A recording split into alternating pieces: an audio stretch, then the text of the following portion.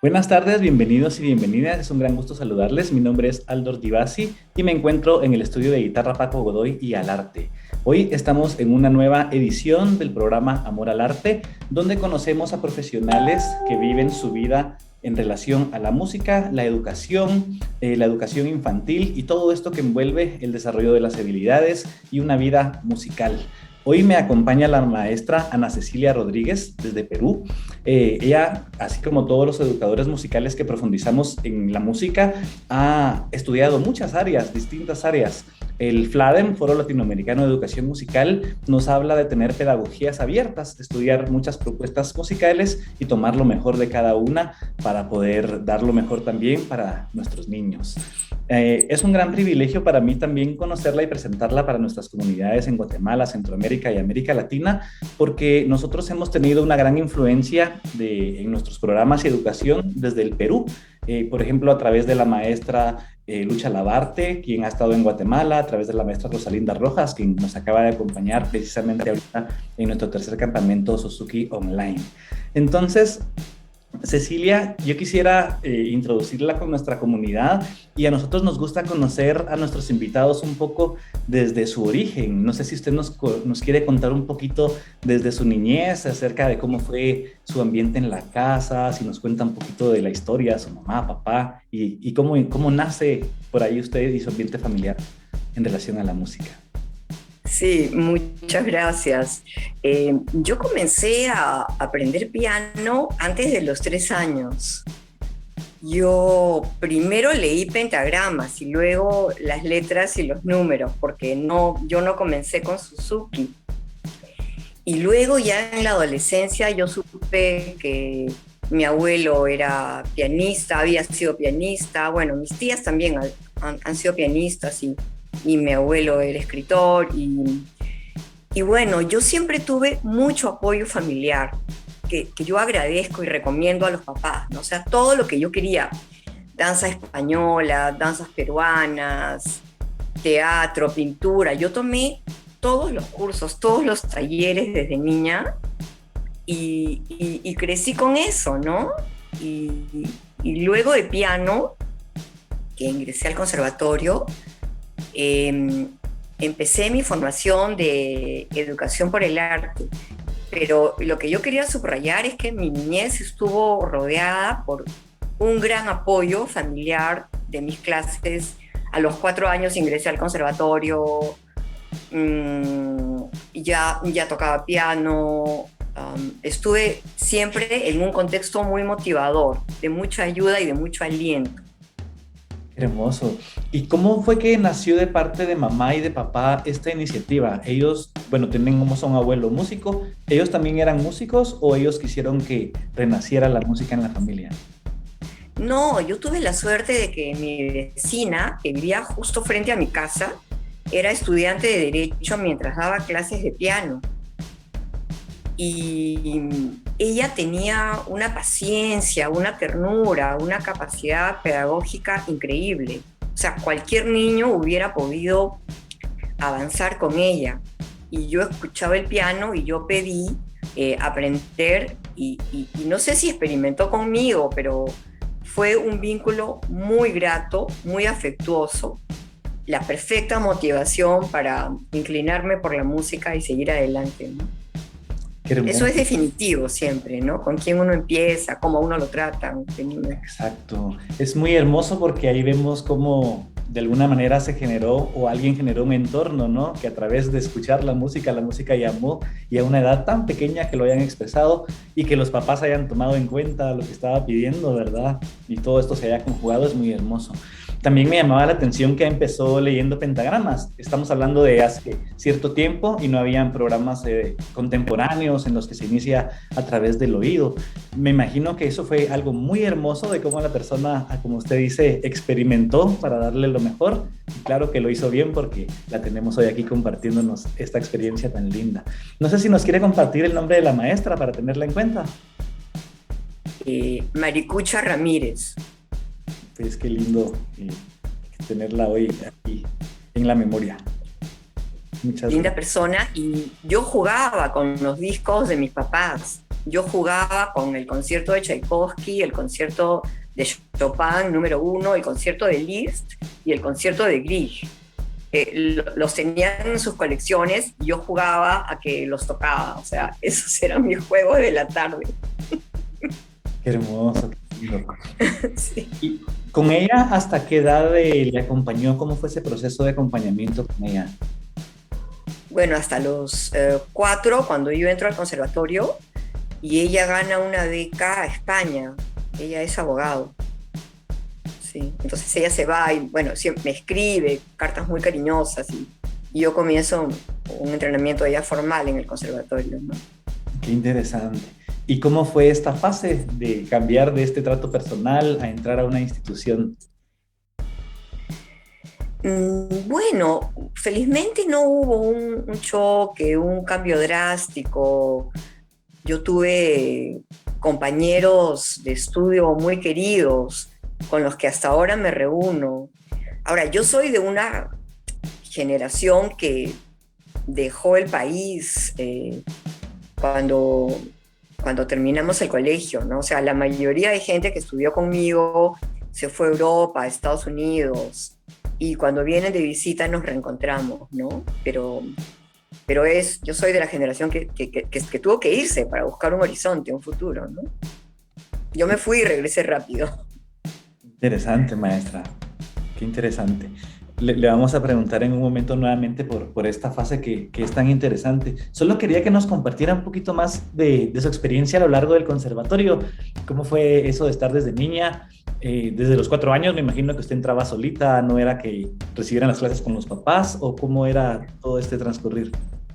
Claro, las clases eran teóricas, en una especie de educación musical introductoria. No necesariamente eran lúdicas. Las clases luego se convirtieron en dirección coral, piano, entrenamiento auditivo con una maestra maravillosa, Edelmi Chávez, armonía, cultura musical con el maestro Acosta. Hay maestros a los que yo recuerdo con mucho cariño. Yo creo que el maestro marca muchísimo al estudiante. O sea, la responsabilidad que tenemos los profesores a veces no la advertimos, ¿no? El maestro lo marca mucho. Yo tuve una niñez muy feliz entre conciertos y clases de música y bueno, y de los otros lenguajes del arte, ¿no? Pero no hubo, felizmente, un choque entre mis clases de niña, de 3 años, a cuando ingresé a los cursos formales, ¿no? Felizmente no lo hubo. Muchas gracias. Justo estaba pensando en que su primera relación con la música vino a través de escuchar el piano, acercarse a una maestra de piano y bueno, luego en el conservatorio encontró el piano. ¿El piano se volvió su instrumento principal o toca usted varios instrumentos o cómo es su relación con los instrumentos?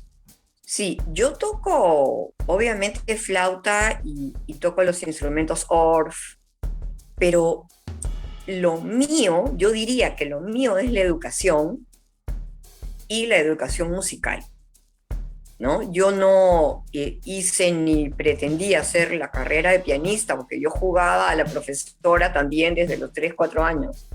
Entonces, lo mío es la educación musical, que por supuesto hay que estudiar mucho piano y hay que practicar mucho para tener un nivel y una calidad que cada programación de clase exigen, pero lo mío es la educación musical. Sí, yo dirijo conjuntos Orff desde segundo a cuarto o quinto grado y preparo desde estimulación temprana en kindergarten y prekinder y educación musical en primer grado para el conjunto Orff. Y defiendo mucho lo que es el trabajo de conjunto instrumental en los colegios, porque tiene muchas dimensiones. O sea, para tocar en conjunto, el estudiante, primero, tiene que haber estudiado mucho su parte. Segundo, se tiene que acomodar a la velocidad, al ritmo y al pulso del compañero. Tercero, se tiene que acomodar, a acompañar diferentes voces. Entonces, es un trabajo en conjunto de respeto, de solidaridad, de empatía, y cuando sale bien, que es la meta, de éxito. Entonces, es todo lo que la educación formal necesita a través de un lenguaje musical, ¿no? Yo defiendo mucho. Tengo la bandera, el polo, la visera de Orff. Muchas gracias, maestra, qué hermoso. Aprovechando el momento, para quienes no conocen de Orff y lo escuchan, solo saben que es una pedagogía musical contemporánea, pero no saben más profundamente de qué se trata esta pedagogía, cuál es el centro de ella. Qué excelente pregunta.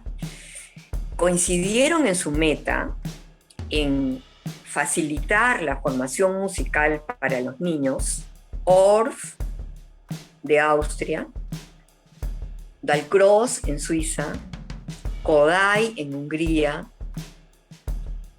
Ellos coincidieron, y Suzuki en Japón, en que había que acercar los contenidos del aprendizaje a los niños, facilitarlos, hacerlos accesibles. Y en esa facilidad, con el estudio, con la autodisciplina, con el empeño, el niño consigue resultados excelentes. Porque a eso nos dirigimos, a que el niño en un camino de la excelencia tenga éxito y que con ese éxito sea feliz. Y si es feliz, su autoestima se va a alimentar. Y esa es la meta, para eso educamos, para ser gente feliz, gente de paz, gente que se quiera, para un mundo mejor, ¿no?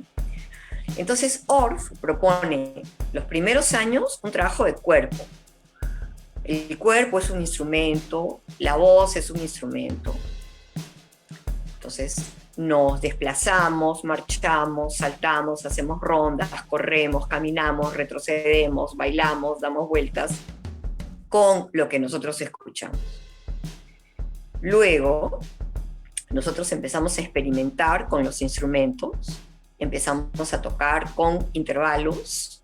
Los instrumentos son carrillones, o glockenspielen, o xilófonos, o metalófonos, instrumentos de placa, cuyas placas se pueden sacar. Entonces el niño recibe, por ejemplo, do y sol. Y como recibe do y sol, no se va a equivocar. Entonces va a tener aciertos y éxitos desde el inicio. Entonces el niño comienza acompañando con quintas, con octavas, con terceras, con cuartas, con sextas, poco a poco. Y luego las va combinando. Y esa dinámica a diferentes voces produce un resultado espectacular. Pero por supuesto requiere de una práctica, en el mejor de los casos de una práctica diaria. Entonces esa autodisciplina es una ganancia, una habilidad mayor para el niño, ¿no? Entonces, lo que Orff quiso, como los otros autores de los que he hablado, es que todos hagan música. Y ese es uno de los caminos, ¿no? A mí me enseñó Orff Johannes Mackensen. Y bueno, nunca lo dejé.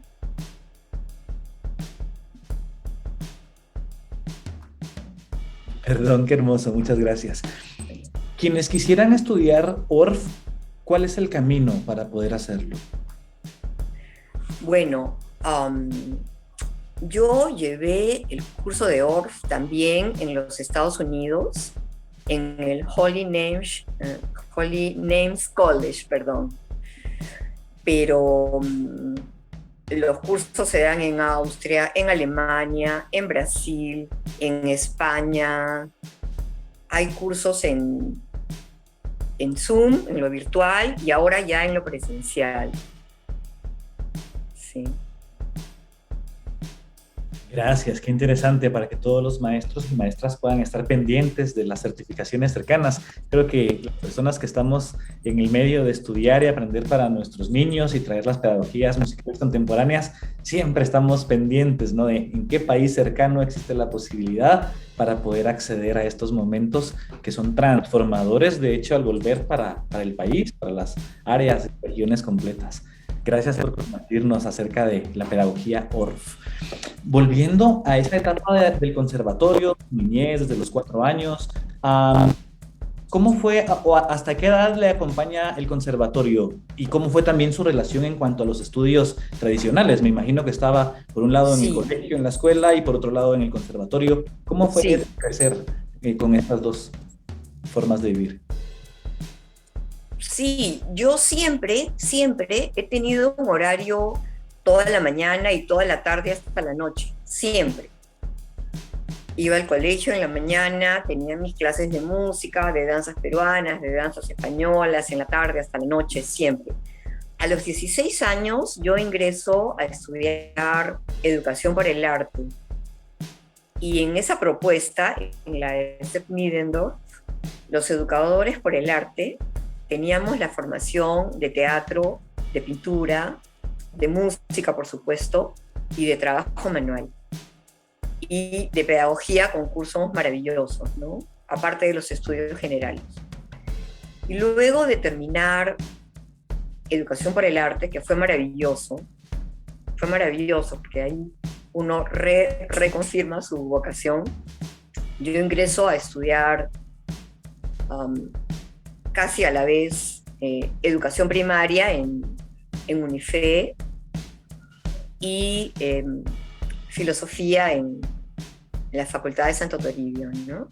Pero ya cuando yo tengo 16 años y entro a estudiar educación por el arte, ya me dedico casi únicamente a esa facultad, pero no dejo el instrumento. A manera de hobby, acompaño un conjunto instrumental que se dedicaba mayormente a Vivaldi en el bajo continuo, entonces nunca perdí mi nexo instrumental. Y es más, luego ya con los cursos de Suzuki retomé el piano, ¿no? Interesante todo lo que empezó a estudiar desde tan temprana edad. Muy, muy lindo.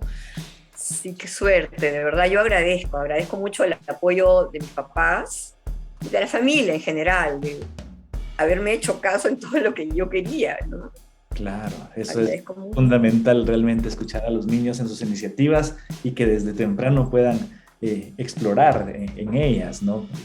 Para siempre. Eso es muy hermoso. Quiero enviar un abrazo a quienes nos están acompañando en vivo. Por favor, hagan sus preguntas, por favor, con toda confianza para que aquí ustedes sean parte de la conversación que es especialmente para ustedes. Gracias por compartir.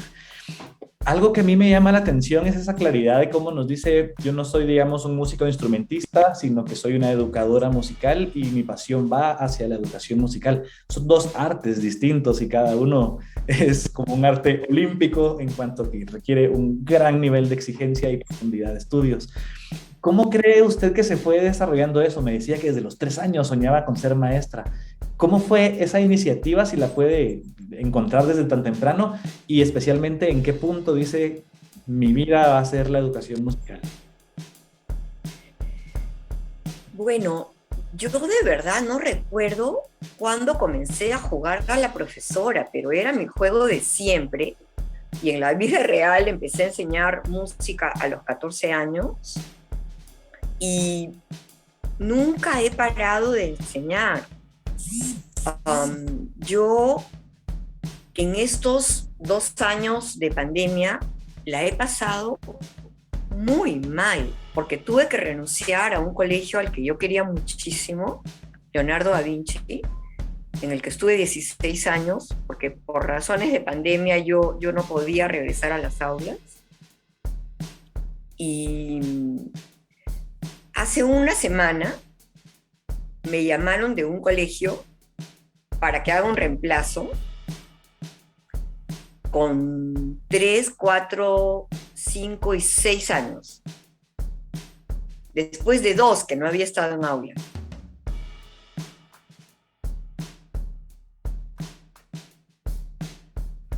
Perdón, maestra, se le apagó su micrófono.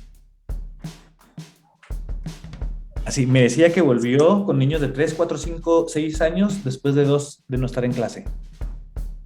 De 2 años sin aula. Bueno, leí todo lo que pude, canté todo lo que pude, toqué todo lo que pude, y fue inmediato.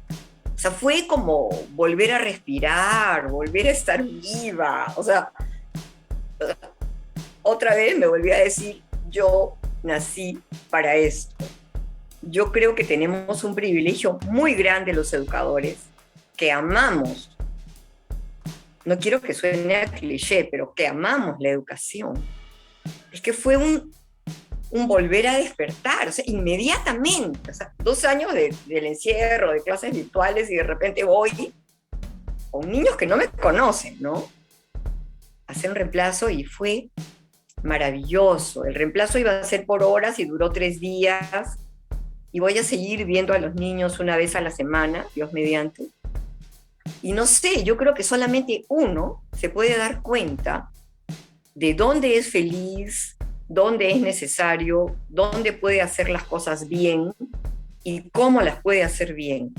Y ahí yo soy abanderada de leer, tomar cursos, tomar talleres, actualizarnos.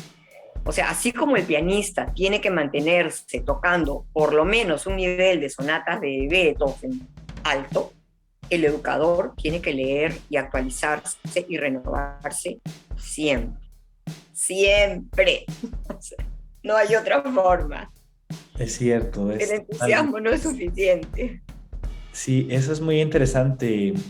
Recientemente estuvimos con la maestra Andrea Cannon, nos compartía acerca de una anécdota del maestro Bill Kostler, un maestro, un educador musical, y él hablaba que a veces conforme se crece como educador musical, hay muchas cuestiones de dirección que absorben el tiempo, y a veces los mismos músicos dejan de tocar el instrumento. Pero él decía, si yo dejo de tocar el instrumento, pierdo esto que me trajo hasta aquí y todo este amor que yo puedo vivir, cultivar y transmitir. Entonces él se puso como meta, no me acuesto a dormir si no he tocado el instrumento. Y similar se da con el arte en sí de la educación también, el estar pendientes con nuevas formas de hacerlo, con distintas formas de explorar, con diferentes pedagogías. Gracias por compartir esto.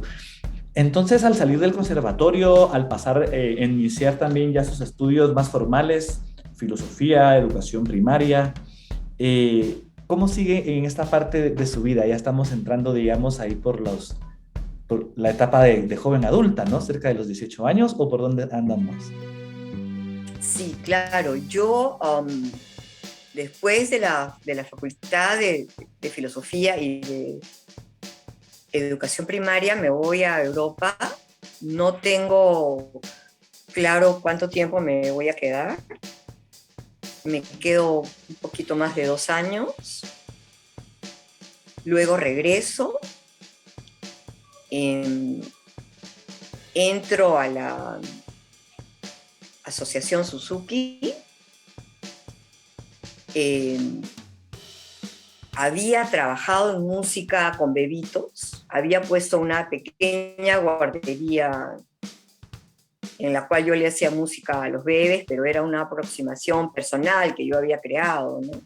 El repertorio infantil alemán es maravilloso para estimulación temprana, maravilloso.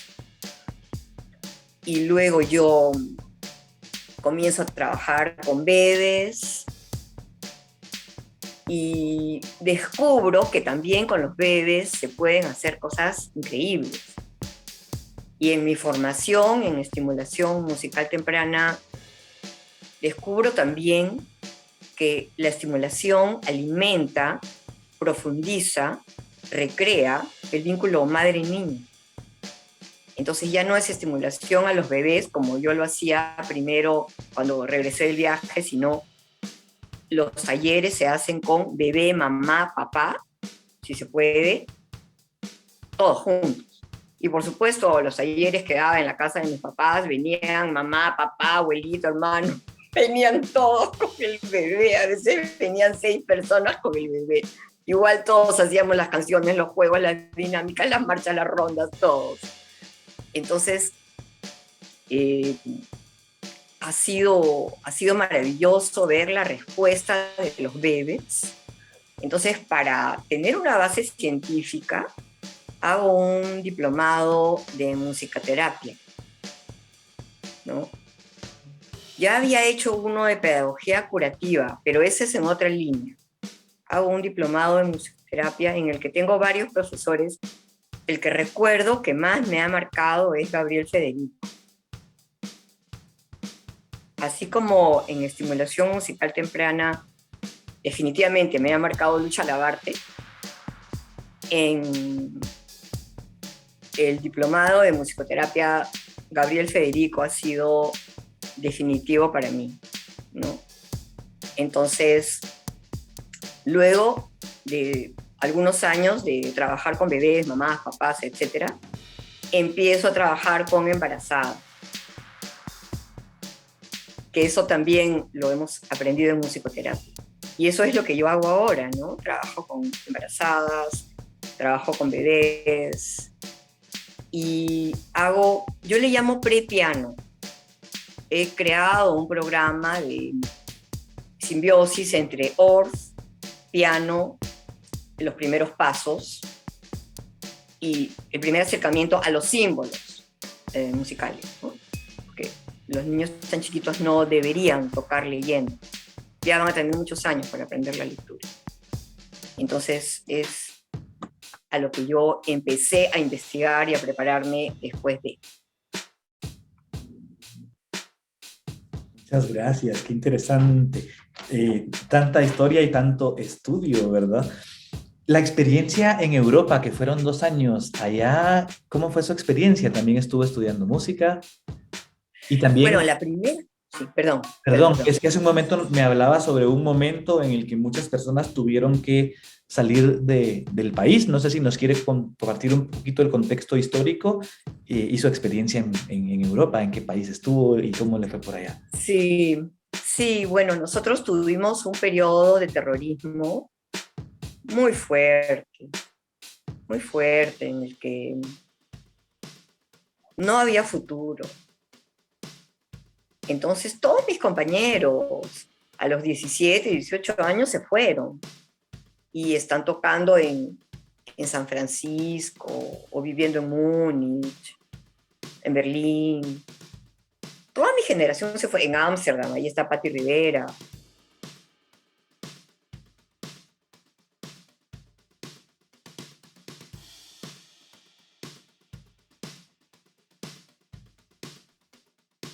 Bien, perdí brevemente la señal de la maestra Cecilia. Espero que en cualquier momento se reincorpore con nosotros. Ah, perdón, ya la escucho nuevamente, maestra.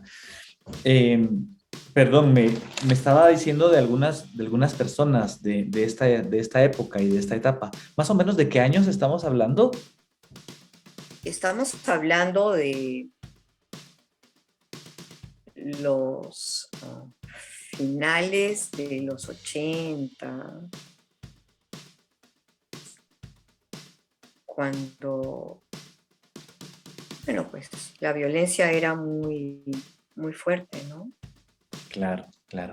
Entonces, todo el mundo se fue y bueno, pero yo, después de eso, voy a Europa, pero voy por segunda vez. Yo había hecho a manera de práctica un seminario de pedagogía Waldorf. Ya había hecho un seminario de pedagogía Waldorf antes en Schwäbisch Gmünd. Y voy a Alemania, repito, no sé por cuánto tiempo, ni qué iba a hacer. Gracias a Dios, mi familia me ayudaba. Y voy como oyente, porque no tenía visa de estudiante, a unas clases preciosas. Y tengo la suerte de que conozco gente de todo el mundo y allá, bueno, pues los conciertos son Claudio Abbado, los mejores músicos del mundo, ¿no? Y con carnet de estudiante uno paga 10, 15 euros, ¿no? Entonces, me dedico a ir como oyente a todos los cursos que puedo, pero cuando regreso muy feliz, porque regreso a hacer cosas, a cosas que yo había pensado, que yo había planeado, que yo había extrañado, que yo había añorado hacer, ¿no? Entonces, por eso es que había comentado que yo regreso a estimulación musical temprana y luego a las embarazadas, ¿no? Muchas gracias. Quería preguntarle también sobre la etapa prenatal en la música. Muy pocas personas están enteradas en América Latina, al menos en el ámbito en el que yo conozco, a que esto es posible. Sin embargo, conforme pasan los años y tenemos experiencias donde estamos trabajando con un niño y hay otro bebito en el vientre, se involucran y hacemos cosas ya a propósito también con ellas, y es notable, digamos, es increíble, digamos, todo lo que ocurre, además de la interacción de ellas, para los bebés en sí. ¿Usted cómo describe esto si alguien no ha escuchado antes de la posibilidad de la música y la relación con el embarazo entre mamá y bebé? Bueno, yo lo describiría como un momento de felicidad, ¿no? Me tocó hace poco hacer un taller con un grupo que no me conocía y al que yo tampoco conocía, por supuesto, ¿no? Entonces, una de las participantes fue un taller virtual. Una de las participantes, luego de la segunda canción, me escribió: es la primera vez que mi bebé patea. Es la primera vez que lo siento y que tenemos una comunicación. Y para mí eso resume todo lo que es, lo que significa, lo que brinda la música prenatal. ¿No? En un entorno de alegría, donde el niño se va a sentir ahí dentro mucho más querido, porque la mamá la está pasando bien y le está cantando, y en la voz se nota que le está cantando. Sí, sí. Qué hermoso, maestra, me emocionó mucho esa experiencia. Y esa fue una experiencia virtual online. Sí, fue virtual. Imagínense ustedes en persona, eso fue virtual, fue una invitación de una colega muy querida que trabaja con embarazadas y tiene todo un programa de apoyo, ¿no? Yo quisiera, no sé, valorar en la experiencia suya este taller y otros que usted haya vivido en línea. Yo me he encontrado con personas, digamos, que han dicho, no, nada que sea en línea, no funciona, no sirve, y ni siquiera lo intentan, a otras personas en las que suceden cosas increíbles, a veces a muchos kilómetros de distancia, como esta conversación, como poder estar hoy con usted, y mucho más cuando son procesos, ¿no? Entonces, ¿qué ha sido lo mejor de la virtualidad que usted ha podido vivir en este proceso de adaptarnos a ella? Lo mejor ha sido mantener mis sesiones de música con niños con los que yo trabajo desde que tenían 3 meses de edad. O sea, yo tengo la suerte de que cuando las mamás vienen durante el embarazo, después dan a luz y vienen para estimulación temprana, hay una línea de continuidad, de avance, de logros, de habilidades para la misma mamá, para el papá también, ¿no?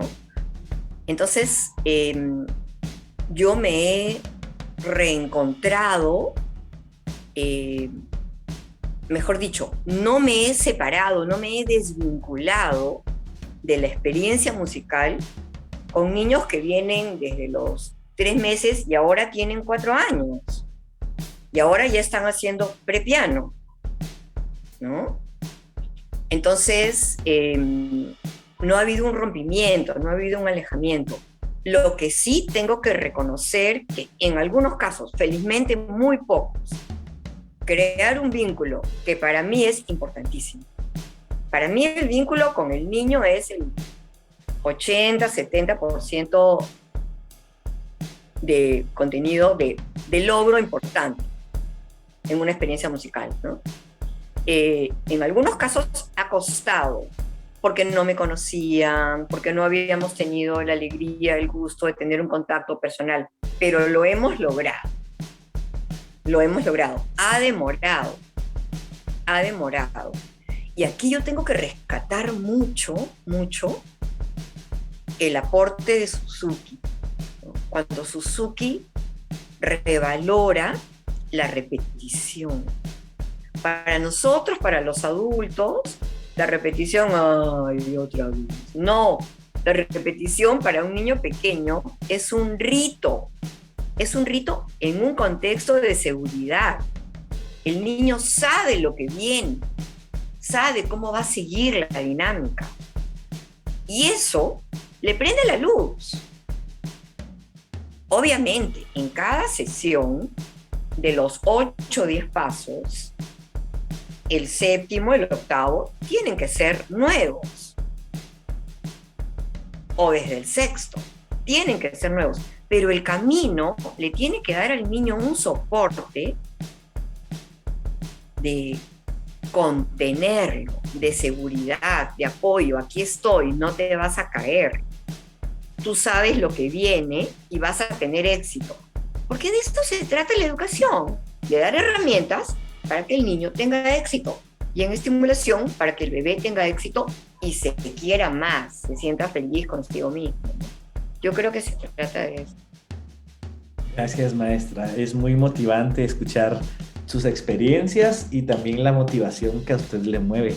Voy a aprovechar, de hecho, para compartir algunos de los comentarios de quienes están en vivo. Les enviamos un gran abrazo. Por favor, escriban todos sus comentarios, sus preguntas para la maestra Ana Cecilia Rodríguez, quien nos acompaña desde Perú. Es un honor. Muchas gracias. Una mamá de la comunidad, Claudia, nos dice: gracias por esta entrevista, muy enriquecedora. Saludos cariñosos.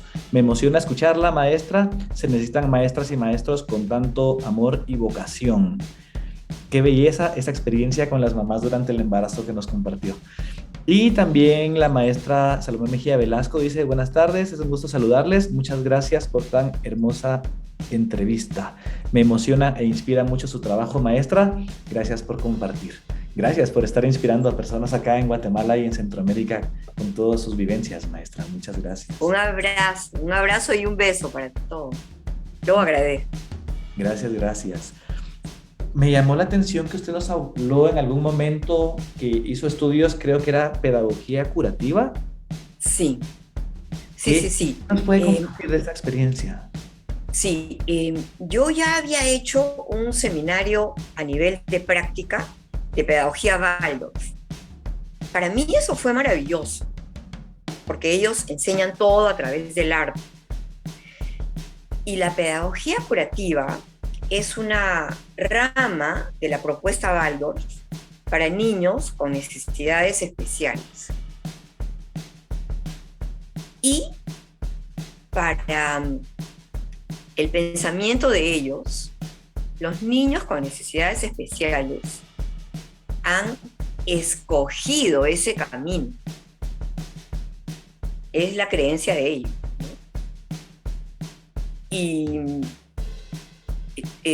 los contenidos están dirigidos a brindar bienestar y, si se puede, logros para los niños, ¿no? Entonces yo tuve que aprender un instrumento que era una especie de arpa, pero pequeñita, lira. Yo tuve que aprender a tocar lira cuando hice pedagogía curativa y profundicé en un taller de euritmia desde la propuesta Waldorf, que es diferente a la de Dalcroze, ¿no? Que es un trabajo que ellos basan en los astros, pero a través del cuerpo, siguiendo rimas, poemas, utilizan mucho el elemento del ritmo, ¿no? Y bueno, después se había creado un colegio para niños con necesidades especiales en Lima, que está en Chorrillos y se llama San Cristóferos, ¿no? Entonces, esa experiencia a mí me enriqueció mucho, mucho, mucho, por todo lo que uno puede aportar y sobre todo por la posición, ¿no? O sea, no es que yo te vengo a ayudar, sino que tú escogiste ese camino, según ellos. Y entonces te acompaño, apoyo en lo que puedo. Gracias, maestra. Qué interesante. Muchas gracias. Me siento muy identificado con toda esta exploración que se da entre la educación musical, bueno, entre la educación, quiero decir, en general, luego la educación musical, cómo la educación musical nos ha llevado a descubrir a las edades tempranas y nos ha maravillado con esos resultados inesperados. En medio, esta situación de la pandemia nos obligó a hacer cosas que jamás hubiésemos intentado, pero nos demostró que son posibles. Y eso nos abre puertas a encuentros como este, a poder ayudar a personas que no están cerca de una ciudad, cerca de maestros y de maestras, pero tienen las necesidades y existen posibilidades para hacer transformaciones en casa. Entonces me gusta cómo nos lleva esto a través de las edades tempranas, cómo nos lleva antes de nacer en esa relación y por supuesto también a personas que tienen necesidades distintas o discapacidad, porque la música tiene mucho que ofrecerles a estas personas en su vida y en sus alcances también, en su forma de convivir, de hacer amistad, de relacionarse con otras personas, de encontrarse consigo mismos, también de encontrar algo a lo de que dedicarle tiempo y estar con plenitud, con alegría, algo por lo cual despertarse mañana, ¿no? Y eso también nos lleva, de hecho, a lo largo de todas las edades, de edades de adultos mayores, la música se vuelve pues, integral en ese sentido. No hay una persona exenta a la posibilidad de vivir la música y obtener, aparte de vivencias, aportes, digamos, a su vida dentro de la música. Esa es una deuda que yo tengo conmigo misma, la tercera edad. Yo he sido muy unida a mi papá. Nosotros nos parecíamos mucho. A él le interesaba todo, todo. O sea, si había un campeonato de tenis, él quería ir. Si había un paseo al desierto de Paracas, él quería ir. Y si había un taller de Tai Chi, él quería ir. O sea, en eso éramos igualitos. Y muchas veces, a muchos de los lugares a los que íbamos, la persona mayor era él. Y nosotros en Lima tenemos una gran población de tercera edad. Y cuando uno va, estoy hablando de antes de la pandemia, ¿no? Yo todavía salgo poco, a un bulevar, a un restaurante, a un lugar X, sigue viendo pura gente joven, que tenemos muchísima, por supuesto, ¿no? Pero hay una deuda con la tercera edad. ¿Dónde canta la tercera edad? ¿Dónde baila? ¿Dónde se divierte? ¿Dónde se conoce? ¿Dónde interactúa? ¿Dónde la pasa bien? Y eso es un campo en el que yo quiero entrar. Hay que estudiar primero. Sí, gracias, maestra. Bueno, me hizo pensar en tantas cosas a la vez. Yo tuve oportunidad de acompañar a mi papá en sus 14 años finales de vida, luego de un accidente pues muy traumático que lo volvió niño otra vez desde cierta manera, ¿no? Sin poder tomar decisiones por sí mismo, sin poder caminar, entonces bañarlo, cambiarlo, alimentarlo, vestirlo. Bueno, eso nos llevó nos forzó, digamos, a que él se hizo de un adulto fuerte, poderoso y trabajador extraordinario a alguien que de pronto dependía para todo, ¿no? Y de ahí uno piensa, bueno, vamos a salir, ¿por dónde pasa una silla de ruedas? ¿Por dónde no? ¿Por dónde voy a ir soportándolo? ¿Por dónde tengo que cargarlo? ¿Dónde hay gradas? Etcétera. Y bueno, eso hizo generaciones de grupos donde nos reuníamos con diferentes adultos, algunos de ellos cantaban y otros llegaban a acompañar. Yo siempre he tenido como el deseo de motivar a nuevas personas, a veces a jóvenes que están aprendiendo instrumentos musicales, porque con aprender cierto repertorio y acompañar, ahí sí que dar un poco de tiempo, se hacen cosas extraordinarias. Y bueno, para no extenderme demasiado con lo de los adultos mayores, le quería compartir que en este campamento que estamos finalizando esta semana, tuvimos una experiencia con Ana Fajardo de terapia neurosensorial de MAPAES, que es un instituto acá en Guatemala, que acompaña también a personas con discapacidad. Ese es el libro de Ana Fajardo que siempre me gusta recomendarlo, terapia neurosensorial. Ellos hicieron un estudio para una maestría dedicado a adultos mayores y en un grupo que estaban estudiando les pusieron música, me parece que eran 3 veces al día, durante un tiempo medido y luego vieron qué diferencias habían. Notaron mejoras Uno, en la atención, en la vitalidad, en el deseo de movilizarse, más actividad física, más interrelaciones, más amistad, más conversaciones. Entonces es interesante porque fue como si les dieran vitalidad, como darles vida, como darles alegría, y eso se hizo en este estudio. Y una curiosidad es que para este estudio usaron las variaciones del método Suzuki, en este estudio en particular. Entonces, me llama mucho la atención, digamos, más allá de los objetivos que a veces tienen ciertos materiales para el desarrollo de un instrumento, las distintas aplicaciones que pueden haber alrededor de esto. Gracias por compartirnos de la pedagogía curativa, muy interesante. Otra vez volviendo a lo holístico, ¿no? Que la música nos lleva a ver por tantas áreas.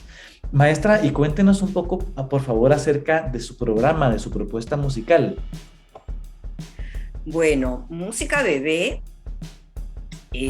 recibe niños desde los 3 meses de edad. A veces vienen antes cuando son hermanitos, porque ya han tenido todo un background, ¿no?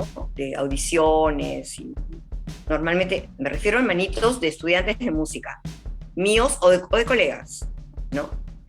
Entonces, ellos vienen desde los 3 meses con su mamá, a veces con su mamá y con su papá, y como les comenté hace un rato, mamá, papá, hermanitos y abuelitos a veces.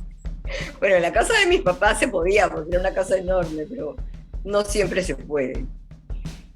Y bueno, es un placer verlos crecer, verlos avanzar, ver cómo saben lo que viene, lo que toca,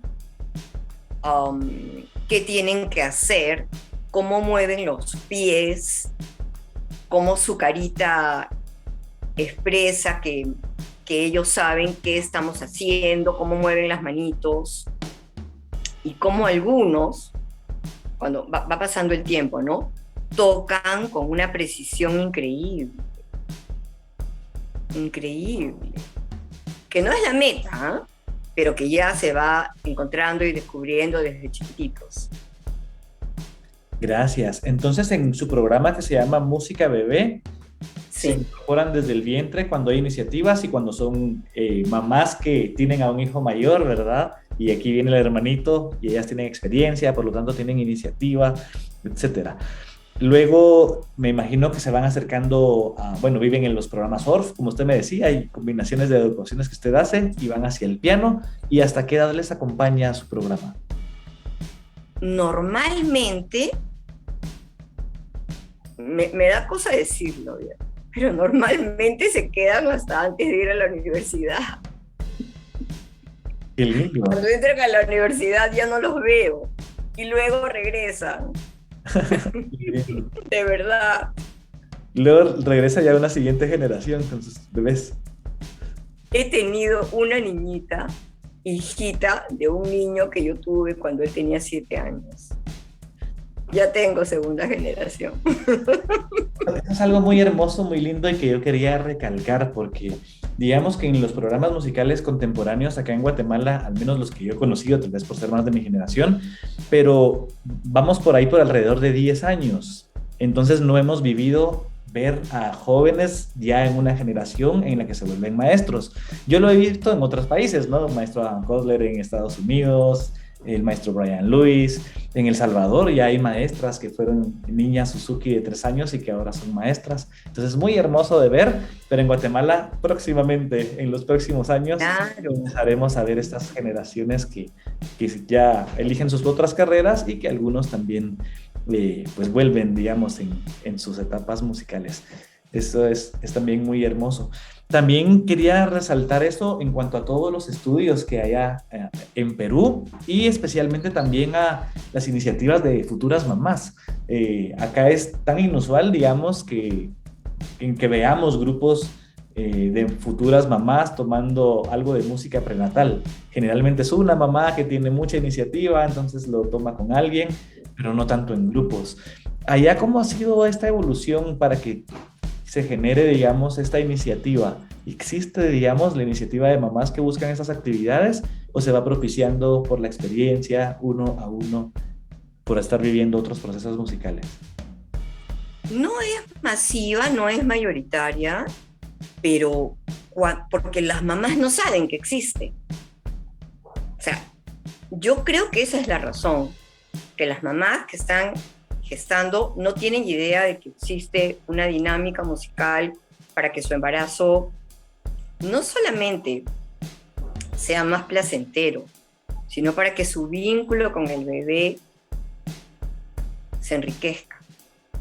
Yo creo que no lo saben y probablemente uno tiene que buscar mayores formas de promoverlo, ¿no? Para que la gente lo sepa y lo aproveche, ¿no? Pero eso sí, las que lo saben y por ahí se embarazan, Cecilia, voy a venir porque ya tengo 3 meses y voy a venir al taller de todos modos. Sí. No se lo pierden, las que lo saben no se lo pierden. Claro, sí, es una oportunidad única en la vida. Gracias, maestra. Nos comparte Claudia. Maestra, con la experiencia que tuve de un embarazo de alto riesgo en el que estuve en reposo absoluto, estoy reflexionando en el valor de estas actividades musicales en estos casos, para relajar a la madre y al bebé, para aliviar la tensión que puede haber. La música es maravillosa y sanadora. Gracias, Claudia, por compartir en este programa en vivo. Muchas gracias. Eso que ha dicho Claudia es muy importante. Yo siempre pido permiso del doctor. Siempre. El ginecólogo es el que autoriza que la mamá participe. Sin eso no organizo la participación de la mamá. Gracias, muy importante, muchas gracias. Bien, hoy la hemos conocido desde casa, desde cómo hubo abuelos músicos, cómo de 3 años los papás escucharon la iniciativa de ella de niña porque escuchaba un piano, como que la llamaba por ahí. Eso la llevó a una persona con un corazón lindo que se esforzó por enseñarle a tan corta edad. Eso la pasó al conservatorio y por ahí se definió pues la vida de alguien dedicada, uno, a la educación y por supuesto aunado a la educación musical. Es tan interesante todos estos estudios que ha hecho Dalcroze, Orff, entre tantos, ¿verdad? Además de los de Suzuki. No sé si hay alguna etapa importante que yo me haya saltado a preguntarle que quisiera compartirnos de su vida, de sus iniciativas o de sus estudios. Yo tuve un verano maravilloso en el Holy Names College. Fue un verano precioso en el que yo seguí los cursos de Orff, los cursos de Dalcroze y los cursos de interculturalidad, en los cuales trabajábamos folclore de diferentes partes del mundo, en especial de África, que se adaptan muy bien a los instrumentos Orff. Y yo creo que África todavía es un continente a nivel musical por descubrir, todavía. Que tenemos mucho que investigar y que aprender de ese continente y que intercambiar. Qué interesante. Me marcó mucho ese taller. Qué lindo. Ahorita que usted inició con esta frase tan linda, real, pero también que es muy poética, tuve un verano maravilloso. Me hizo pensar en estas capacitaciones que se dan precisamente para poder tomar ciertos certificados, especializarse en estas pedagogías contemporáneas. Muchas veces son de corta duración, es decir, me refiero a que no es que uno se vaya 5 años y pase durante todo ese proceso, sino de alguna manera son complementarias, pero se vuelven fundamentales también hasta cierto nivel y transforman la visión y la vida. Entonces yo aquí aprovecho para quienes estudian la música, la educación, la pedagogía, porque tienen que aprender o tenemos que aprender junto a nuestras instituciones a darnos permiso. Yo veo que cuando hay una capacitación donde nos vamos a ir una semana y nos vamos a encerrar, siempre hay muchos problemas. Es que tengo que mover esto, tenemos que viajar, hay 1000 razones por las que podemos no hacerlo. Pero si logramos hacerlo cuando regresamos, solo un par de semanas después, pareciera que nos hubiéramos ido meses o años. Y cuando empezamos a aplicarlo, no digamos. Entonces, la invitación es para que tomemos el ejemplo de la maestra Cecilia Rodríguez para darnos también esos espacios de estudio y luego volver recargados de inspiración, energía y herramientas. Y hay otro periodo que a mí me ha marcado mucho, yo creo que a todos, que es la pandemia. O sea, para mí la pandemia marca un antes y un después en la medida que ahora yo creo que los educadores tenemos que enriquecer nuestras metas. O sea, y nuestras metas de crear una educación con personas felices. En un camino de excelencia, como lo dije antes, pero felices, contentas consigo mismas. Pero tenemos que rescatar eso, darle mucha prioridad a eso. Porque no sabemos lo que puede pasar y lo que va a pasar. No por ser fatalista, sino que esta sorpresota hizo que girase todo. Entonces, yo creo que también tenemos que apuntar a niños felices, que disfruten de nuestras clases, que disfruten aprendiendo, que disfruten con ellos mismos, que sean felices con cómo son ellos mismos y que nos queramos más también. Gracias, qué hermosas palabras. Muchas gracias. De eso se trata la educación musical. En realidad, muchas personas todavía piensan que la educación musical se trata de hacer músicos y que sean músicos y que se dediquen profesionalmente a la música. Pero en realidad nuestros objetivos en la música son distintos, van más relacionados al carácter, al corazón, al sentir, a la comunicación, a que sus siguientes etapas en la vida sean más fáciles, escolarizarse, escoger una carrera, ser papás. Entonces, muy, muy importante. Y qué lindo que nos querramos más. Muchas gracias, maestra. Para mí, su presencia con nosotros acá en Guatemala y Centroamérica es muy importante. En Guatemala le comparto que la música fue sacada del pensum desde hace ya muchos años y eso ha socavado las instituciones. Aquí no existen doctorados en música, por ejemplo, que podamos optar. En Costa Rica hay un doctorado en guitarra, aquí no tenemos ni siquiera licenciatura en guitarra, por hacer solo una pequeña comparación, ¿no?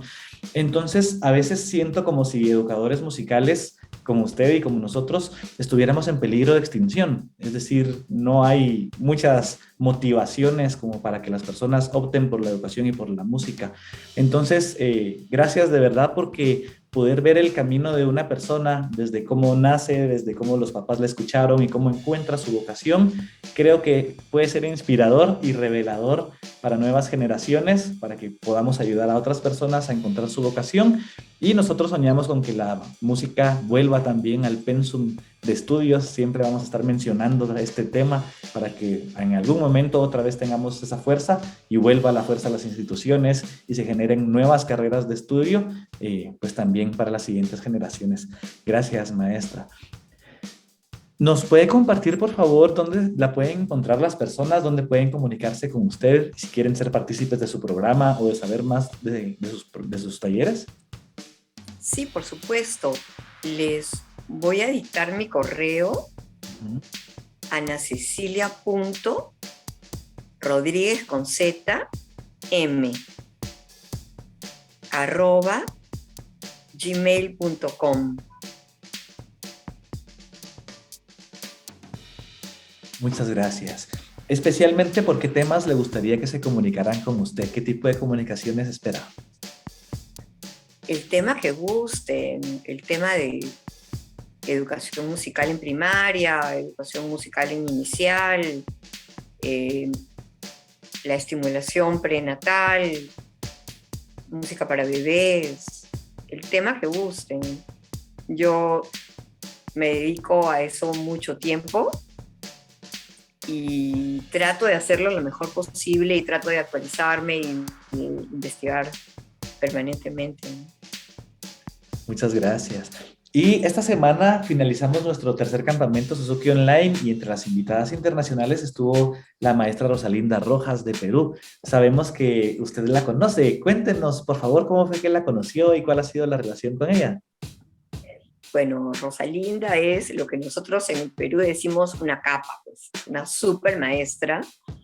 Y yo hago los talleres de estimulación temprana en los festivales Suzuki. Y he tenido la suerte de trabajar con Rosalinda. Hemos dictado juntas más de un taller y he sido profesora de su hijita en el festival del curso de estimulación temprana, ¿no? Entonces la conozco. Rosalinda es una profesional muy valorada, muy respetada en el medio y de quien tenemos mucho que aprender. Gracias, muchas gracias por compartirnos de la maestra Rosalinda. Nosotros la queremos mucho, realmente hemos tenido la oportunidad de estudiar con ella y nuestros niños también han estado en estas experiencias. En algún momento ha venido a Centroamérica, esperamos que esté muy pronto presencialmente otra vez. Y ahorita en medio de la pandemia hemos tenido experiencias increíbles, maravillosas, que han mantenido todos los corazoncitos así a tambor latiente. Entonces yo agradezco a la maestra Rosalinda Rojas, así como a usted, maestra Ana Cecilia Rodríguez, y de hecho tenemos mucha gratitud a Perú en general porque hemos sentido cómo la influencia de Perú ha llegado hasta aquí a través de festivales internacionales Suzuki y otras actividades de capacitación y nos han transformado. Ha venido hasta aquí la música, los talleres, las capacitaciones. Entonces sentimos una gran gratitud de esa influencia desde Perú hasta acá. Así que hoy abrazamos a todo el Perú y compartimos la gratitud. Casi terminando, maestra, en el contexto que le decía de que acá en Guatemala estamos casi como en peligro de extinción, ¿qué diría usted a esa siguiente generación de personas que sienten eso que usted sintió? Por un lado, el llamado de la música, pero también en el centro, el llamado de la educación. ¿Qué palabras tendría usted para los futuros educadores musicales? Bueno, yo creo que, como mencioné antes, es imprescindible la actividad musical en la escuela, que es a lo que yo he dedicado más de 20 años, hasta antes de la pandemia, y no con el objetivo de hacer músicos, para nada. Para eso están las academias, los conservatorios, los institutos. No, la música es imprescindible en nuestra vida. Y es imprescindible para que el niño aprenda a trabajar en grupo, desarrolle tolerancia, desarrolle respeto, desarrolle la habilidad de valorar al otro y de acompañarlo y apoyarlo si el otro lo necesita. Y el educador musical, yo no sé cómo, tiene que luchar para volver a estar presente en las escuelas, en los colegios. O sea, me da muchísima, de verdad, muchísima pena lo que escucho. Lo que escucho es que no se me imagina, o sea, no me imagino un día en la vida escolar de un niño sin cantar, pero sin cantar afinado. Una semana sin tocar, pero sin tocar con acierto. Se le está robando una etapa de crecimiento, de desarrollo, de felicidad también. Ojalá esto cambie, ojalá haya alguna manera de cambiarlo. No sé, nosotros en nuestro continente, bueno, pues tenemos tantas carencias, no sé, pero yo defiendo mucho que la experiencia escolar tiene que ser una experiencia grata, significativa y de excelencia para el niño. No un instituto de arte, ni de deporte, ni de competencia, ni de grandes rivalidades. Tiene que ser una experiencia que acoja al niño y que le dé todos los instrumentos educativos, personales, cognitivos, para que el niño tenga los logros de los cuales es capaz.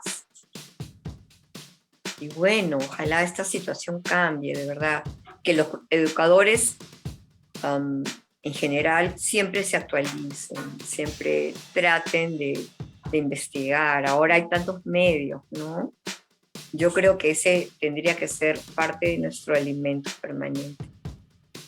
Muchas gracias, maestra. Es muy emocionante. Con esto nosotros motivamos a los educadores musicales a que hagan ese esfuerzo y esa lucha por separar sus tiempos, por apartar y poder certificarse y educarse en las pedagogías que elijan, en los lugares que sean accesibles para ustedes, porque somos mecanismos de transformación, nos volvemos como guerreros que sostenemos y que esperamos llevar otra vez de vuelta esto.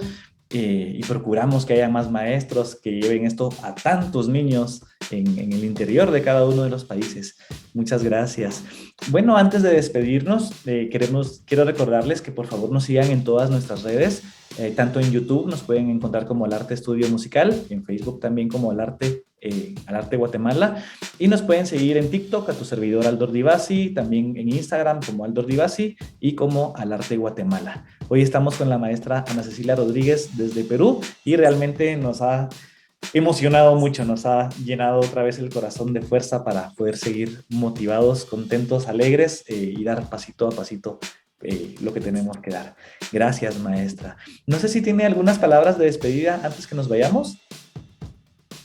Sí, desearles mucha suerte, mucha motivación, automotivación. Uno tiene que entrar al aula feliz para que los niños estén felices y nada, mucha paz. Yo espero que la educación musical sea un derecho de todos los niños, porque los niños lo merecen y lo necesitan. Así es, muchas gracias, maestra. Gracias de todo corazón. Bien, entonces hoy estamos de hecho finalizando y dando por cerrado el tercer campamento internacional Suzuki Online que tuvimos a lo largo de la última semana. Nos acompañó la maestra Andrea Cannon desde Estados Unidos, la maestra Rosalinda Rojas desde Perú y maestro Julio César Rodríguez desde El Salvador. Les invito a que vivamos en modo Suzuki. Hablábamos con personas muy cercanas. Cuando termina una capacitación tan linda como esta, uno queda un poco triste, porque uno viene de tanta emoción, de tanta alegría, y de pronto uno se siente así como que solito. Pero hablábamos que tenemos que vivir en este modo en el que aprendemos para seguir sin prisa, sin pausa cada día. Y nosotros les invitamos para que en 6 meses nos veamos presencialmente. Va a estar aquí el maestro Bill Kosler, que es uno de los fundadores de Guitarra Suzuki. Es una visita increíble que vamos a tener de su parte, con la maestra Andrea Cannon por parte de Guitarra Suzuki, y todavía vamos a gestionar quienes nos van a acompañar presencialmente según sus agendas sea posible y estén disponibles en el área de estimulación e iniciación musical. Pues muchísimas gracias, maestra Cecilia Rodríguez, me deja realmente muy motivado. Sé que todas las personas conforme vayan viendo estos materiales y quienes nos acompañaron en vivo también comparten la motivación, y le deseamos lo mejor con la música, con sus programas, y fuerza para usted y para todas las comunidades de Perú. Gracias, maestra. Muchas gracias a ustedes y muchos éxitos. Así de todo corazón, muchos éxitos. Igualmente, maestra, muchas gracias. Esta es una nueva edición del programa Amor al Arte y nos despedimos del estudio de guitarra Paco Godoy y Al Arte. Desde Perú, la maestra Ana Cecilia Rodríguez, y desde Guatemala, tu servidor Aldor Divasi. Recuerda, vivir es el arte de transformar en fáciles las cosas difíciles que la vida pone. Adelante con la música. Hasta pronto. Adiós.